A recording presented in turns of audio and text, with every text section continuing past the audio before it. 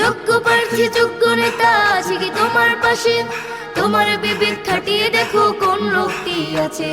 শিক্ষিত আর মার্জিত লোক বাছাই করো ভাই, একালে সেকালে ভাবেন জেনে সেজন্য জয়ী চাই।